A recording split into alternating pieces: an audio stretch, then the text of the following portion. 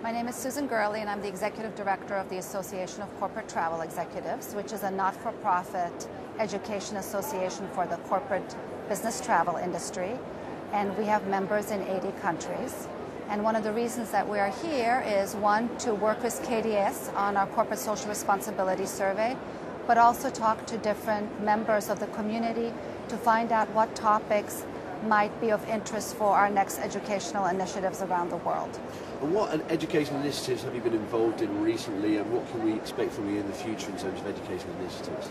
Well, one of the key issues that we always discuss at each one of our education initiatives is corporate social responsibility and what companies can do about that, what tools and methodologies they can use, and how do you measure carbon emissions, for example. But mostly we try to effectuate change in thinking, get people to understand what they're doing and what the impact is. We also talk about the talent gap, trying to get new people into the industry. We also talk about issues like GDS. We talk about various other cost-saving measures that the corporate travel industry can undertake.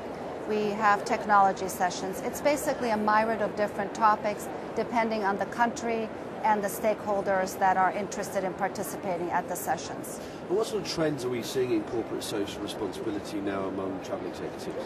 Well, it was very interesting. According to the KDS ACTE survey, more and more people over the last 2 years are aware of the issue.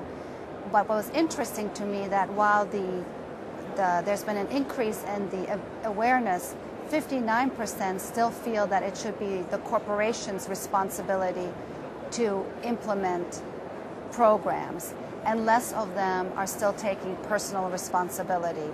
But that percentage of people taking personal responsibility has grown by 17% in 2.5 years. So that is a very encouraging number. We're hoping that it'll become 50-50, so that 50% of the people feel that it is equally their responsibility as much of that as the corporations. So what are you doing after the results of the survey, what are you doing, you think, in your educational initiatives to sort of promote more corporate social responsibility? Well, now we're going to go into the actual. We've done a lot about the discussions of what it means and what is your responsibility and role. Now we will talk about what tools you can use, how you can measure the data, also what things you can do to potentially mitigate against non-revenue generating business. Maybe if you're just having a business meeting among colleagues and there's no real business reason other than just an internal discussion, maybe use telepresencing or demand management techniques. So talking about alternatives to non-revenue generating travel. What do you think are the main challenges in the CSR field and specifically for ACTE going forwards? I think the main, this is my personal opinion, is that people are overwhelmed with the amount of information that is thrown at them, and that people sometimes forget that there are little things they could actually do. They're like, what do you want me to do?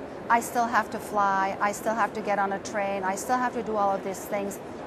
What can I as an individual do about it? And I think what we're trying to get information across is that all of us can play a part, and also that it's not just the corporate business travel industry that is allegedly involved in this. You and I just sitting here are part of the environment. When we get into a car, we're part of the environment. Even cows, according to Sweden, are emanating quite a bit of CO2 emissions. So it all has to be looked at in a holistic fashion. And you said, about CSR, not just incorporating like carbon offsetting. There's a lot more elements to that, such as child trafficking and. Yes. Can you talk more about those kind of elements?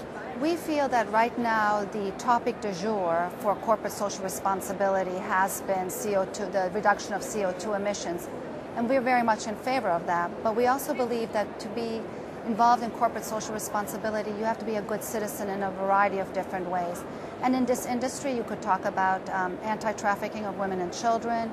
You could talk about corporate duty of care. You could talk about maybe providing regular blood on a regular basis. There's so many things that you can do for your community that we think that it is not enough just to have a discussion on CO2 emissions, that you really have to develop a program within your corporation that has different elements to it so that the different members of your community have different choices that they can make. Thank you very much. Thank you very much for having me.